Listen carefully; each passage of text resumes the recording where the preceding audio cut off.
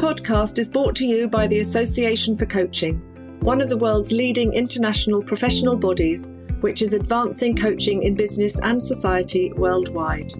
I'm your host, Rosie Nice, executive coach, leadership development consultant, and founder of Magic Coaching. And in this new series, we'll be exploring how organisations can thrive and help their teams reach their full potential by creating a successful coaching culture.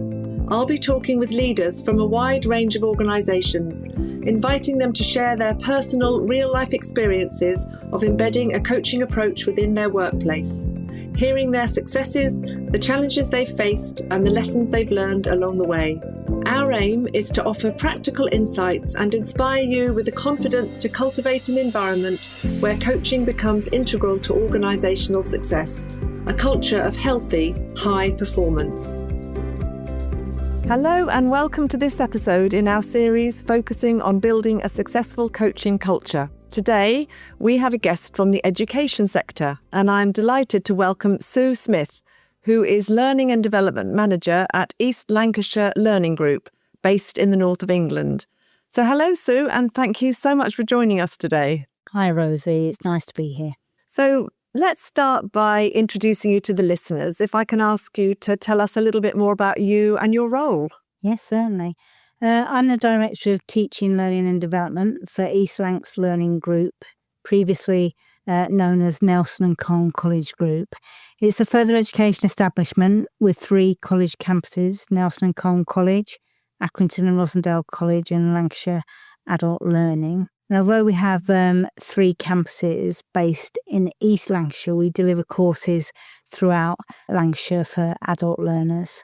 To give you some idea of size, we have 3,000 16 to 18-year-old students, 11,000 adult learners.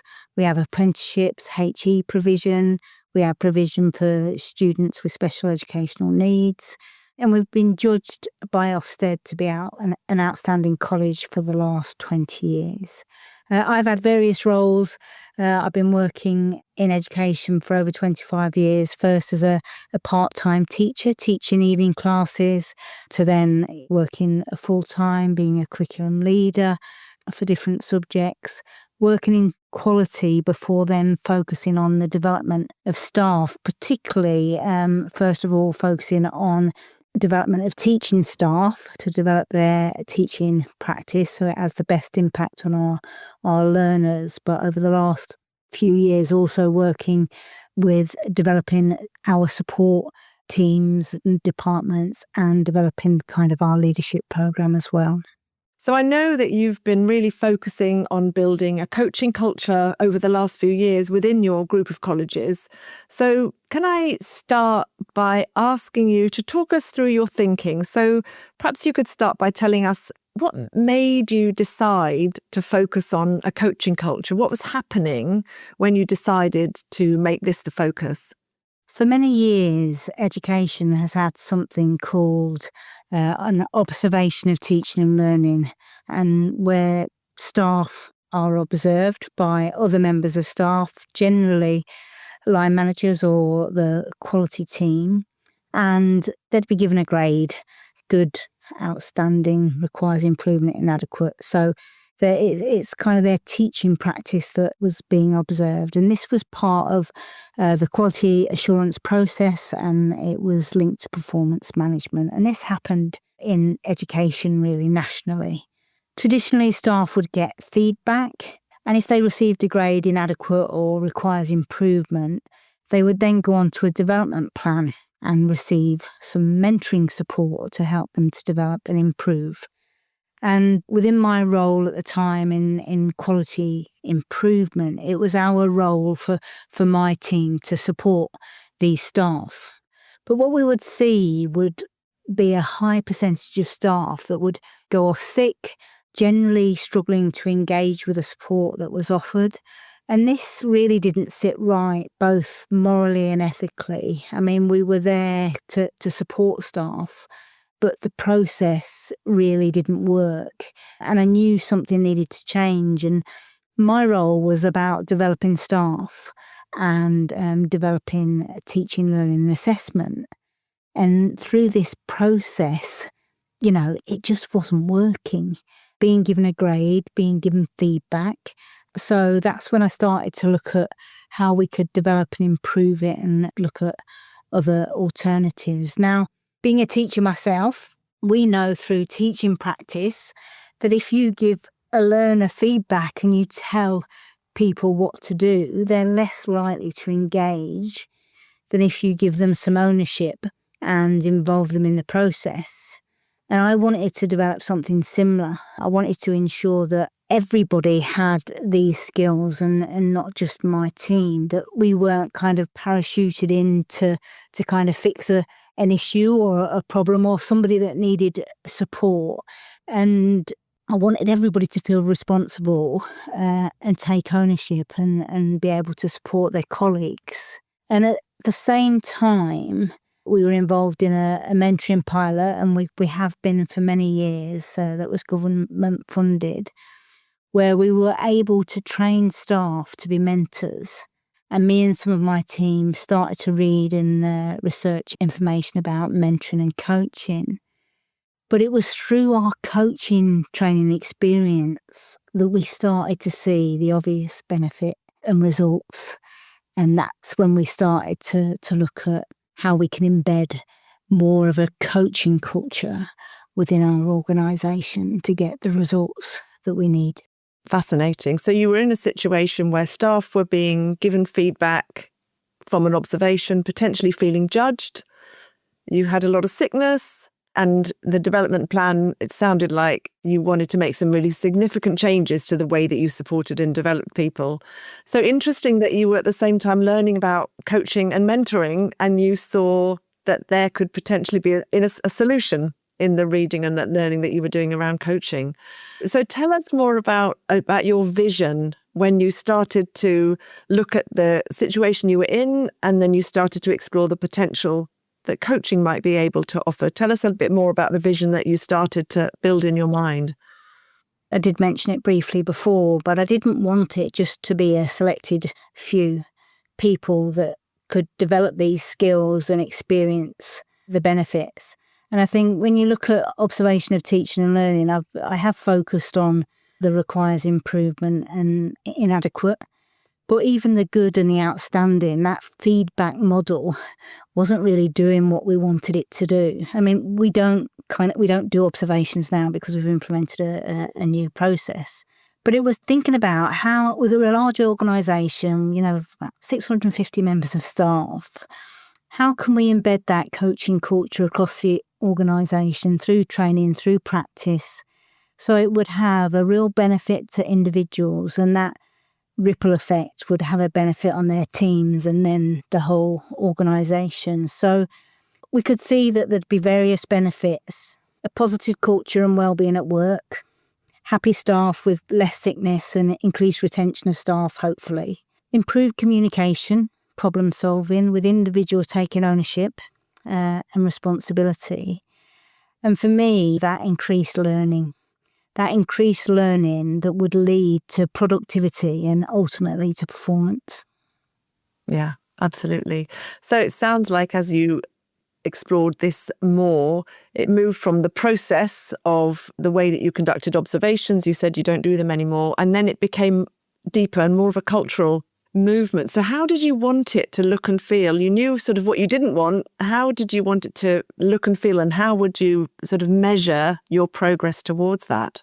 I think there's a saying that people will not remember what you did or said, but they will always remember how you made them feel. And I think that's really important. I think sometimes people don't really. I work in a great organisation. I've worked there for 25 years, and when we talk about these things, it's not that my organisation isn't a supportive, welcoming organisation. It definitely is. But, sometimes, we learn things, don't we? And we need to develop and improve.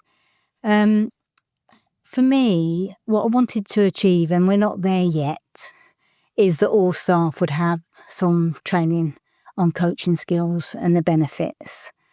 I wanted to implement a new process for observation and teaching and learning, which we have done, and I'll talk about a little bit more later.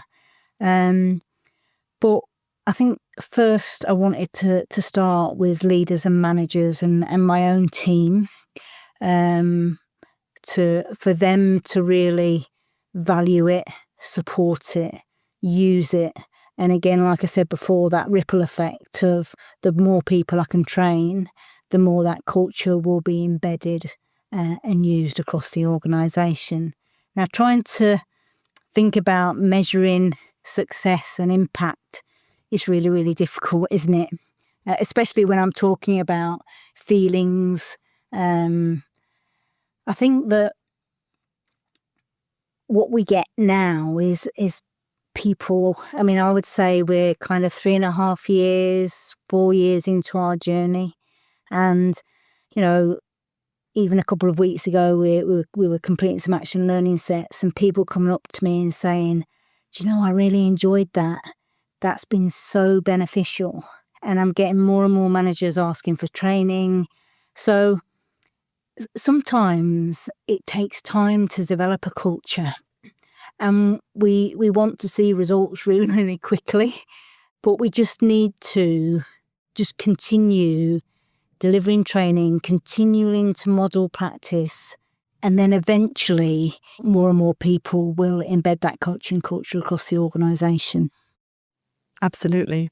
So you mentioned action learning, and we're going to come to that in a minute because I know it's a really important part of the pathway that you've been on, and not everybody listening will know about action learning. So we will look at that in a minute. But let's start at the beginning in terms of the journey. You've talked about where you were, and you said there were lots of good things about the organisation, but you could see some improvements that you could make, and you had a vision of where you wanted to get to. So tell us a little bit about the journey. How did you get started in terms of moving towards the vision that you'd created?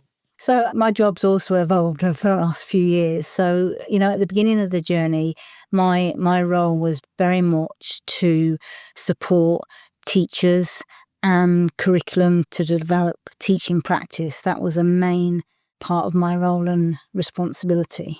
So what I did first is wanted to look at introducing a new process for observing teaching and learning and developing teachers' practice. So we introduced a process called learning walks, and it is what it says on the tin. It's about learning. So it's about going into a classroom. It's the same as, you know, you are observing a member of staff. And many educational establishments might do something similar. They might do learning visits, they might do learning walks, but the process isn't the same in all organisations.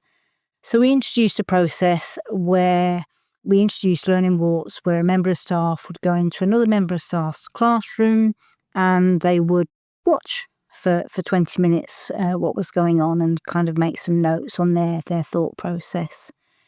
But the key part to this process is the professional learning conversation that happens after.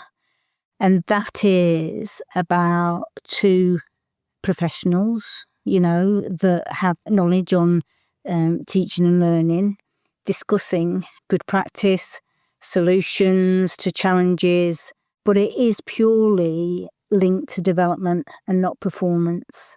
What we did is we started and we did a lot of training around coaching, and I did implement a structure of questions to support staff to carry out, because what I wanted is I wanted a standardisation of practice. And I think it's important sometimes, especially when you've been in education for a long time and you're used to giving feedback, to kind of change that model of starting to ask questions to try to get the person to reflect. It's not easy at first when you've been used to doing something for a long while. So people listening to this podcast may be familiar with the term a thinking partner. And this is what I wanted to encourage, you know, that thinking partner. Normally 2 people, but sometimes it could be 3 professionals in a room discussing teaching and learning methodology, and that influenced through a coaching conversation. But we also need to remember that it depends on who you are coaching to how you do that. So for what we're aiming for is coaching. However, if you're working with a trainee teacher, sometimes you may need to kind of go into a little bit of a mentoring model, but our aim is really to coach. And it took a while. It took a while to build that trust, which is really, really important. People felt that it was OTLs kind of just badged up as something else. And it's taken a number of years for us to do that. But it really is embedded now into practice. And when done in the right way, staff are more than happy to engage in the process, learn from it, and actually enjoy it. We do have staff that will want to say, just tell me. But we had to develop that process with the people that were carrying out the conversation. But we also had to develop staff in actually, you're not just going to sit there and be an active participant. We are going to expect you to reflect and think and be involved in this process. So if you ask a teacher now in our organisation, talk to me about the professional development in this organisation, yes, they will talk about CPD days, training that they've been on, but they will very much talk about learning walks and the professional learning conversations as part of their professional development. And the thing with this is everybody learns from the conversation. It's not just the teacher, but the person carrying out does too. Unfortunately, at first, some leaders thought it was a little bit fluffy. Just tell them what they're doing wrong. But this has changed over the years, definitely, and practice has shown the positive outcomes. But we just need to be careful that some people don't slip into old habits. And we still continue to reinforce expectations, training, we standardise practice. So we do dual learning walks and dual professional learning conversations. But what's really, really important in our organisation is that senior leaders now are on board with this. They understand the coaching process. And we're really, really lucky that our principal fully supports this and the strategy. Fascinating. Really interesting that you said you separated out this professional conversation. It wasn't linked to performance anymore. It became about learning. So the shift of the conversation and the shift of the observation was very different. And you trained people in coaching so that everybody could benefit from that reflection. So the observation looks very different and people started to engage. And interesting that people, you say you have to keep reinforcing, people slip into old habits. Would you say, is it quite ingrained now, this process? Yeah, most definitely. But, with any organisation of our size, we have turnover of staff. We have new staff that get promoted. So we're continually doing the peer development and peer observations, etc.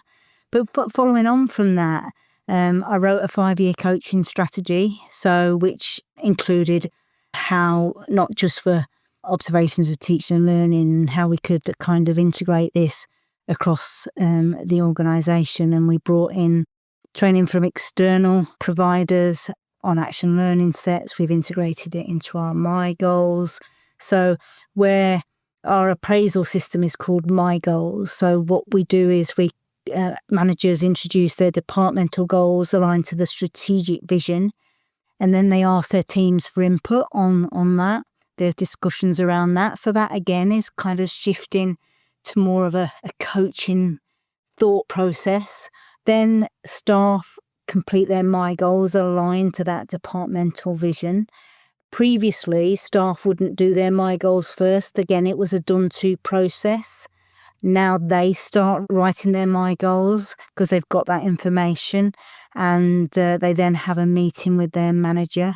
And then managers are encouraged again to ask questions and not tell, giving the staff to take ownership and, make their own decisions. What we also have done is provide those prompts, training and guidance to managers with a list of questions that they can use in their My Goals that are coaching questions to give that additional support, I think, is always needed. So that's another area that we've kind of developed coaching practice.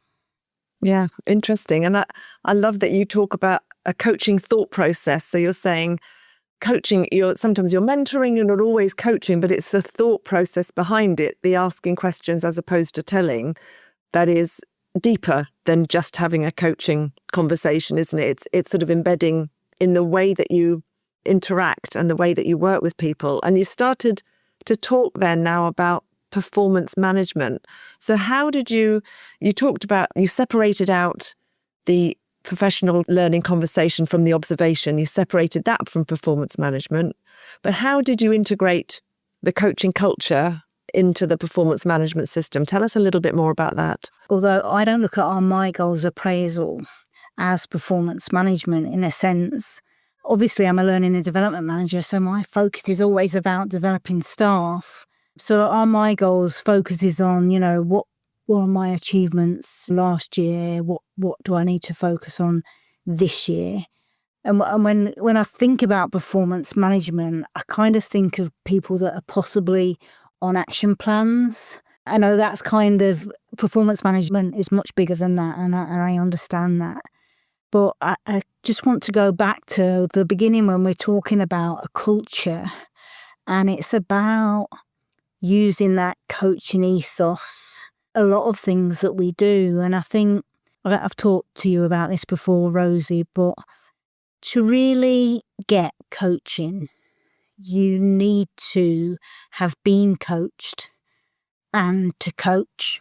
When coaching, you see, I'll call them miracles really sometimes. You see that light go on and, boy, have I never thought of this before? Because people don't have that time, they haven't been given that time, or don't give themselves that time to really think through things and to say things out loud, and for people to try and take you through that thought process is really important. And so for me, it should sit with everybody. It's not just about underperformance. So if you coach all of your team in every one-to-one that you have, the whole one-to-one's not going to be coaching, but if the more you coach, the more you use that asking questions, the more that you see people develop, improve and take ownership. But I think not everybody in the organisation has yet been coached or been involved in that. And I think action learning sets can help with that, because once you've been coached yourself, I think you can also be more open to the coaching culture, because you can see how it's helped you think through a process and come to a solution. So I think that within anybody's roles, we use a number of things. We can't use coaching alone, it depends on the situation. Sometimes you need to lead, sometimes you need to teach, sometimes you need to mentor. But our default should be not to tell. Yeah. And we often talk about the different hats that you wear as a leader manager, the coaching hat, the mentoring hat, as you described, the leader, the manager. But what unites them, I think, is what you're saying is the coaching approach, the coaching thought process, and not defaulting to tell. So we made reference a couple of times to action learning. So let's talk about that, because I know that's been a really significant part of your development of the coaching culture. So first of all, can I ask you to explain what it is, because not everybody's going to know, and then tell us how you've used it within your organisation. So when people think of coaching, they'll generally think of a one-to-one situation, a coaching conversation. Action learning enables coaching to happen in a group. And again, really powerful, I think. And for people that were skeptics, I've had skeptics that come in kind of stamping their feet and not really wanting to be there. And people listen to this podcast afterwards, they'll know who they are. But once you've been through that process, again, you will see the benefits. So generally there may be 5 or 6 people, you meet regularly, you don't have to be people in the same department. It's better if you're all at the same level and there's not a manager involved in that process, because there needs to be some psychological safety. You need to be able to really feel comfortable in really saying what you think and feel. So what happens is that there's a presenting round where people will say, I want to talk about this issue today, and say it's either 1 being not very important, 5 being really important to them in that moment. And then the group will agree who presents. They will present their issue, challenge, and then people will take it in turns to ask them questions to enable them to think through that process. Towards the end, people use action learning sets in a very different. Some people will then at the end offer a tip or advice. Some people don't offer tips at all, but will say what they've learnt from the process. And then that person will say what they've learned from the process. If they want to, they don't have to. And they'll write down a couple of actions and tell people, well, I'm going to go away and do this. Then the next action learning set is exactly the same, but at the beginning, the person that has taken those actions away will report whether it was successful or not. And again, it gives you time to think. It enables somebody else to try and ask you questions, to think through potential solutions and possibilities that you might not have thought of before. But I think that for me, the actual act of, sometimes you can think something and you think you're thinking about it, but the actual act of speaking it through and listening to your own voice is so powerful. And you kind of come up with solutions that you'd never come up with before. They were all in your head, but you just didn't have somebody to help you kind of think your way through it. Yeah, brilliant. And I'm a big fan of that action learning roundtable group coaching. And so you said you had some skeptics at the beginning. What's happened now? How are you using it now? How did you win them round? They're evangelists now. And I think the thing is, and we're still doing this, so our coaching training program for leaders and managers we've been working on for maybe 2 years now. And every kind of development session, we have a development session every month, and part of that is devoted to action learning. And even last week, I had people running up to me afterwards and saying, that was brilliant. And can I please be in the person that was facilitating? Can I be in their group again? Because we've got kind of the same groups. And at the moment, they think it's the facilitator, but it's not. It's the process. But this was really valuable. I'm going to go away and do this. And I think it's two things, giving them the time, but also enabling to stop and that time to think and think through things with a group of people that are there to support them think through that process. Really valuable. We've done it in the last full college training day. We've done it with middle leaders as well.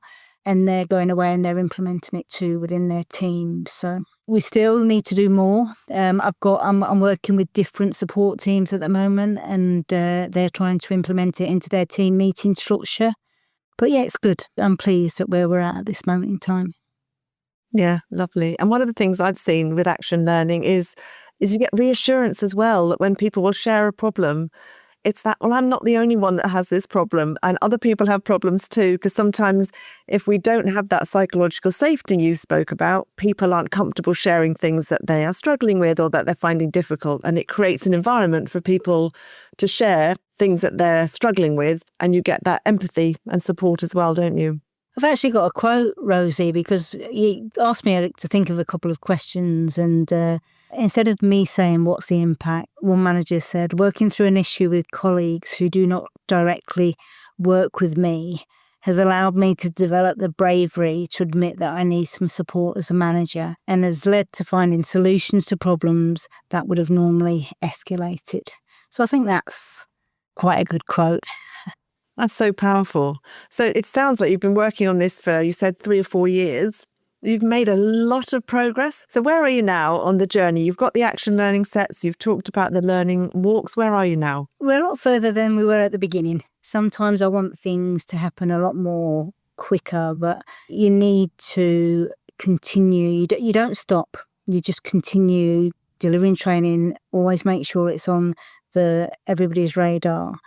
I think the first thing is, when I started this journey, we had a different principal. We've now got a principal that is 100% on board with coaching, values it, supports the coaching strategy. Our senior leadership team have executive coaching from external organisation, and that was implemented this year, which is great. Our leadership team have coaching. They're involved in action learning, and we're kind of doing that regularly. It's part of our leadership training. We do those peer development opportunities to kind of support staff. And I must do 3 dual learning walks a week. And my team do that as well. So that's really important. I think we've changed from that expectation that my team come in and fix, because we don't do that anymore. We work with other managers and leaders to coach. So we don't work with any individual members of staff. We work with the managers and with people that are supporting staff. So that's changed. All staff are involved in coaching conversations, or should be, as part of their appraisal process. Every year we're still involved in this externally funded project and receiving more training to develop mentors across the organisation, developing mentoring skills and coaching skills, and we have a register of mentors. This year we've managed to get 2 cohorts, so that's 10 members of staff. But that is 10 members of staff that I would say are on the ground, working with colleagues constantly, developing their skills. All teaching staff are involved in 2 coaching conversations a year linked to their teaching practice. All new members of staff that join our organisation are allocated a mentor. They come on something that we call a teaching and learning passport, where we don't do any coaching training, but we talk about the ethos, because if people come from other education establishments that still have OTLs and that done to culture, we kind of set it out from the start. This is our ethos, this is what we do. We offer mentoring and coaching staff for training throughout the year. And I would say the majority of our staff value the process and see the impact and results. We've converted a lot of disbelievers, as I said before, who have engaged under protest and talked about fluffiness, and they're now using this with their team with positive results. But we'll always be on this journey, and I don't think we'll ever be able to say, because you will have new members of staff joining, you will have skeptics, etc., and we just need to keep on in the way that we have done up to now. Yeah. So that's a long list of changes and achievements. Yeah. What's your proudest moment along this journey so far? I think for me, yes, seeing staff develop. But for me, it's what we call them positive conversations. And, our first question is, what were you pleased with? What were you pleased with? Because it's about people going away and benefiting from that conversation, feeling valued, seeing staff take ownership and growing, a few extra inches, because I've heard staff saying, well, that's above my pay grade, or I can't do that, or I can't do this. No, you can do anything. You have a voice. You can change things. And I think through coaching, people do develop as individuals. So it's about the development of individuals. But I think it's about that positive mindset and not making staff feel like I'm not any good. I've been given feedback and they say I need to develop this. Because that's not what we're about. We all need to improve and we all need to be better continually, because that's part of our role, to be better so we can do a better job and get more job satisfaction, really. Yeah, absolutely. And you talked about, at the beginning, the benefits that you were aiming for. Have you seen any benefits that have surprised you, or any wider benefits that you would perhaps you didn't expect to see? I don't know whether I didn't expect it, really. I think for me, I'm really pleased with, and I think it's helped having a principal that really supports what I'm doing. Is at first I felt like I was swimming against the tide. When an organisation has done something for so long in a certain way, it's like trying to move a tanker, isn't it? And it felt quite hard at times, that I didn't feel like I was getting where I wanted it to be, and I know how beneficial it is. But the more and more people now that have been trained, and I see them, I can see the faces now when I'm thinking about it, and they're facilitating some action learning sets, and they're coming back and thinking about suggestions and moving it forward.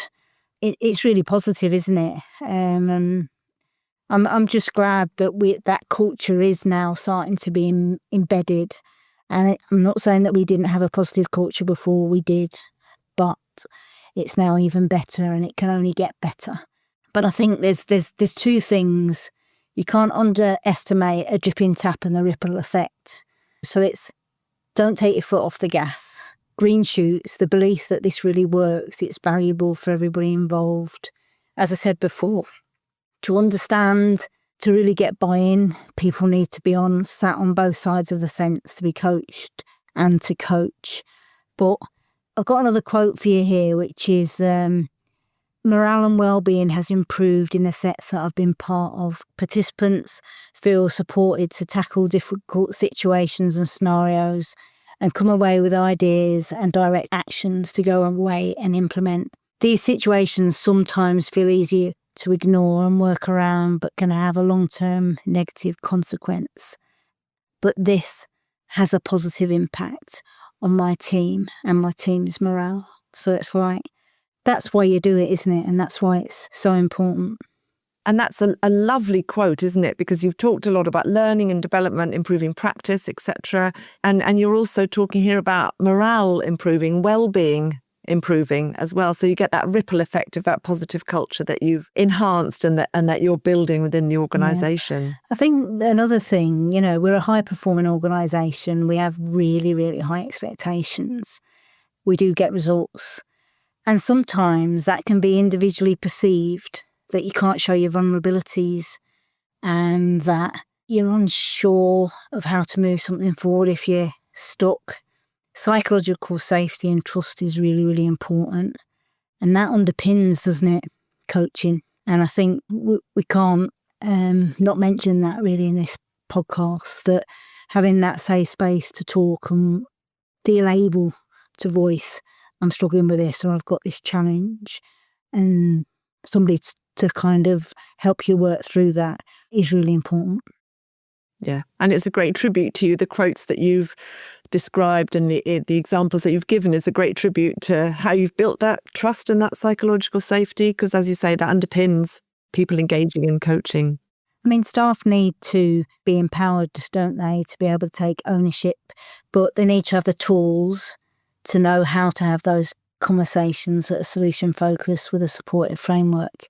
A culture where you can talk about your struggles is really, really, really important. Yeah. And you said you weren't there yet. You said you're still on a journey. So what's next, Sue? Just continuing on the journey that we're on, continuing to train, continue to share the benefits, the success stories, not anybody's personal stories, but people to say, share, I've been involved in this and I found it really beneficial. You should give it a go. Continuing to train new staff that come on board. But we really, really want to develop our peer development process. So we've done a lot of work with leadership, managers, my team. We have done training that anybody can access. But that peer development process, because we know through research that it's really valuable. So training more staff to be involved in understanding what coaching is about, and to just, those incidental conversations sometimes. We all love the advice monster, don't we? We all want to help. We all want to help people, but sometimes in helping people, we're disempowering them. So to know that, actually asking a question can be more powerful than giving the answer. The more people that can kind of engage with that, the better, really. It's been so interesting hearing your story and everything that you've done within your learning group. And thank you so much for sharing all those different examples and your story. So what advice, based on your experience, what advice would you give someone embarking on the path of building a coaching culture? Any key tips you would share? I've got 3, if that's okay. The first one is to get the support and backing from your leadership team. And that might not always seem easy at first, because not everybody might not be on board with coaching and truly understand what coaching is about. They might kind of feel it might be a little bit more on the counselling side, which it definitely isn't. Get the leadership team on board, but do it through getting them to be coached and do some training, because only when they've truly experienced it will they then realise the power of it and kind of get on board with the process. Don't just go down one track of looking at one author or one training provider, because I think that you can learn so much from what's out there. We have had different training providers. We've attended different workshops. I personally and my team have read various different coaching books to get different coaching perspectives, and focus on trying to implement one thing at a time. Try not to do too much, but also scaffold that with some prompts. So, I've said I had some coaching questions for our professional learning conversations. We've got some coaching question prompts for our appraisal and my goals. So trying to change people's habits takes some time. And so if you can give people some tools to support them to do that, that's really beneficial. Fantastic. Thank you so much. Well, that feels like a perfect place to draw our conversation to a close. So thank you so much for sharing all your experiences with us. It's been really, really interesting. Thank you. Thanks for inviting me. I know you've been part of our journey and helped us a lot as an organisation. Thank you so much. It's been great. Thank you for listening to another podcast by the Association for Coaching. For over 20 years, our purpose has been to inspire and champion coaching excellence, advance the coaching profession, and make a sustainable difference to individuals, organisations, and society. To find out more about the AC and our member benefits, follow us on LinkedIn or visit our webpage at associationforcoaching.com. Explore our digital learning hub and enjoy our extensive library of on-demand webinars, interviews, podcasts, and a portfolio of live events featuring thought leadership, tools, models, and the latest industry trends to help you develop your coaching expertise.